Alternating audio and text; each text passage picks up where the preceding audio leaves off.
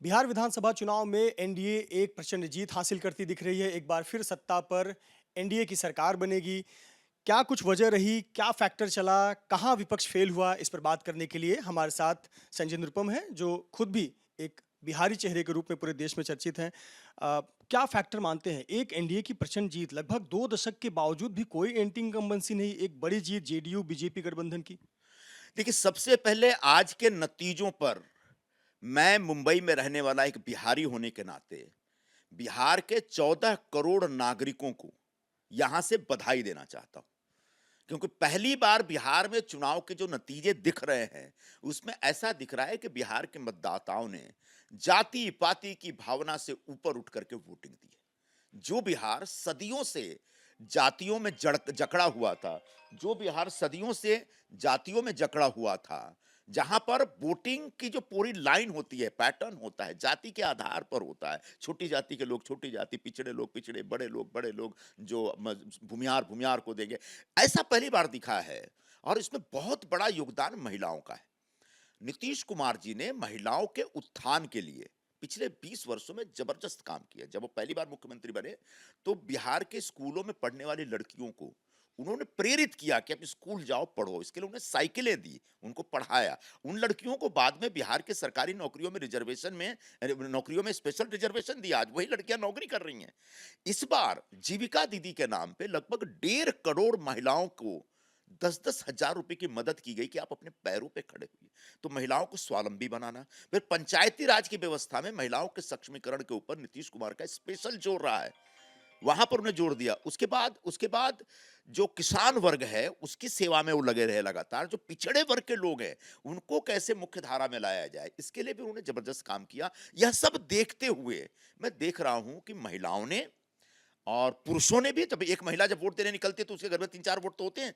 तो वो सिर्फ ऐसा थोड़ी कि महिला देगी उनको वोट, पुरुष नहीं देगी। जब महिला खुश है तो पूरा घर खुश होता है। तो ये जो सोच थी, इस सोच को मैं सलाम करना चाहूंगा। लालू यादव की पार्टी जो पूरी तरह से नष्ट होती दिख गई है, उसका उसके लिए मैं एक बहुत मशहूर शेर कोट करना चाहूंगा कि लम्हों ने खता की और सदियों ने सजा दी। लालू यादव के पास जो 15 वर्ष तक की सत्ता थी उसमें उन्होंने पूरे बिहार में उत्पात मचा दिया था। जंगल राज तो स्थापित किया ही, जाति जाति में लड़ाई लगाई थी उन्होंने। जो सवर्ण कास्ट था, जो अपर कास्ट के लोग होते, उनके खिलाफ एक नफरत का माहौल, गुंडागर्दी, अपहरण नाम का एक नया उद्योग शुरू हो गया था। आज उसका डर आज भी बिहार के लोगों में। लालू यादव अब नहीं है पॉलिटिक्स में, लेकिन उनके बेटे से भी डर रहे हैं कि उनका बेटा आएगा तो इसी प्रकार का उत्पात मचाएगा। जो नया जनरेशन तैयार हुआ उसने लालू यादव की सत्ता नहीं देखी है, लेकिन वो भी उस डर से कांप रहा है। और इसी वजह से अब जाति पाति से ऊपर उठ करके और बिहार में विकास हो, कानून और व्यवस्था की स्थापना हो और धीरे धीरे उद्योग भी स्थापित हो, यह भाव लेकर के लोगों ने वोट दिया। क्या विपक्ष का वोट चोरी मुद्दा, वोट अधिकार यात्रा विफल रहा? देखिए, वोट चोरी तो कोई मुद्दा ही नहीं था। अगर विपक्ष ये कहता है कि वहां पर जो रिपीटेड वोटर्स थे, या फिर जो मरे हुए वोटर्स थे, या फिर जो फर्जी वोटर्स थे, या दूसरे देशों से आए हुए जो अवैध नागरिक थे, उन वोटों के जरिए बीजेपी वोट चोरी कर रही है, तो एसआईआर के माध्यम से ऐसे 67 लाख वोट निकाल दिए गए। मतलब बीजेपी अगर कथित तौर पर कहीं वोट चोरी करती है तो वोट तो है ही नहीं वो। यानी एकदम मतदाता सूचियों का शुद्धिकरण हो चुका है। आज अगर महाराष्ट्र में यह मुद्दा निकल के आ रहा है कि रिपीट वोटर्स हैं, इसकी वजह से गड़बड़ हो रहा है, तो जब रिपीट वोटर्स वहां नहीं है तो भी बीजेपी जीत रही है, एनडीए जीत रही है। तो रिपीट वोटर हो या ना हो, क्योंकि अगर कोई रिपीट वोटर है तो वो 4 बार जाके वोट करता है, ये पॉसिबल नहीं है, आसान नहीं है। अनजाने में मशीन की गड़बड़ियों की वजह से एक व्यक्ति के 3-4 जगह नाम होते हैं, लेकिन वो 3-4 जगह वोट नहीं दे सकता, ये एक फैक्ट है। इसी को मुद्दा बना करके राहुल गांधी जी ने वोट अधिकार यात्रा निकाली, जो पूरी तरह से फ्लॉप थी। पूरे बिहार में लगभग 12-15 दिन तक वो बिहार के लोगों को जगाने गए, बिहार के लोग जगे नहीं उनकी बातों से। क्यों? क्योंकि जब आपके पास सरकार आई है ना, तो आप चुपचाप काम करिए, लोगों की सेवा करिए। और नीतीश कुमार ने सेवा की। नीतीश कुमार ने अपने चुनाव प्रचार में एक बहुत जबरदस्त लाइन कही थी। उन्होंने कहा था कि लालू यादव ने अपनी बीवी के लिए किया, बच्चों के लिए किया, इसके लिए किया। मैंने अपने परिवार के लिए कुछ नहीं किया। कोई व्यक्ति 20 वर्षों तक मुख्यमंत्री रहने के बाद जब जन सामान्य के बीच जाके कहता है कि मैं चैलेंज करता हूं कि मैंने अपने लिए कुछ नहीं किया, और उस बिहार का मुख्यमंत्री जहां हर नेता सिर्फ अपने बारे में सोचता है, तो वो अपने आप में एक बहुत बड़ा ट्रम्प कार्ड था, बहुत बड़ा मास्टर गेम था। जो कांग्रेस की हालत है, सिंगल डिजिट पार्टी बनती नजर आ रही है, और जो लोग जीत अभी लीड करते हुए या जीतते नजर आ रहे हैं वो ज्यादातर अपने क्षेत्र के प्रभावी नेता हैं या जातीय समीकरण, धार्मिक समीकरण उनके फेवर में है। इस प्रकार के नेता जीतते नजर आ रहे हैं। कांग्रेस क्या पूरी तरह बिहार में खत्म हो चुकी है या सिर्फ आरजेडी के भरोसे एक बैसाखी बनकर पार्टी चल रही है? कांग्रेस सिर्फ बिहार में नहीं, पूरे देश में खत्म हो चुकी है। एक दो टापू उनके पास रहेंगे, कहीं तेलंगाना का टापू है, शायद अगली बार पंजाब में टापू निकल के आ जाएगा, कर्नाटक का टापू चला जाएगा। बिहार में पिछली बार कांग्रेस को 27% वोट मिला था, उन्हें उनका स्ट्राइक रेट 27% था, और इस बार मुझे लग रहा है 10% भी नहीं होने वाला है। और तब जबकि राहुल गांधी जाके 12-15 दिन तक वहां कैंपेन करते हैं। उसका कारण क्या है? एक तो संगठन खत्म हो चुका है, चुनाव को गंभीरता से नहीं लेते। जिस समय चुनाव प्रचार चल रहा था उस समय राहुल गांधी जी कहीं सफारी कर रहे थे, उसके आसपास कहीं विदेश दौरे पे गए हुए थे। ऐसे होता है क्या? जब बीजेपी वालों को देखा आपने चुनाव लड़ते हुए, वो पूरा प्रधानमंत्री हो या गृह मंत्री हो, उनके तमाम जो मंत्री हैं, तमाम जो नेता हैं, सब मैदान में उतर के काम कर रहे हैं दिन रात।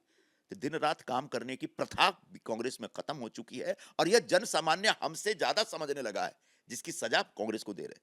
एक मेरा आखिरी सवाल, आपकी पार्टी के नेता एकनाथ शिंदे भी बिहार गए थे, वहां पे भी उन्होंने 2-3 सीटों पर प्रचार किया था, एनडीए के उम्मीदवारों के लिए वोट मांगे थे।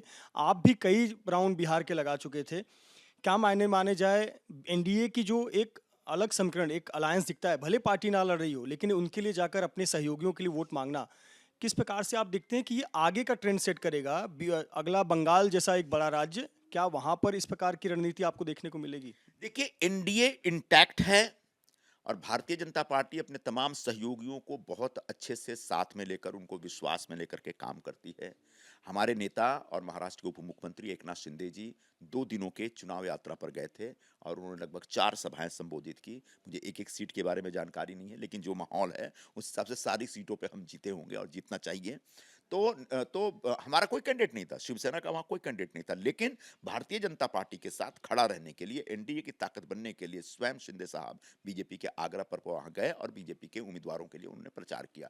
तो यह एक अच्छा ट्रेंड है, एक बहुत ही शुभ प्रक्रिया है, क्योंकि इसके जरिए हमारा जो गठबंधन है और मजबूत होगा। जबकि वहां लगभग 13 सीटों पे आरजेडी और कांग्रेस फ्रेंडली फाइट कर रही थी।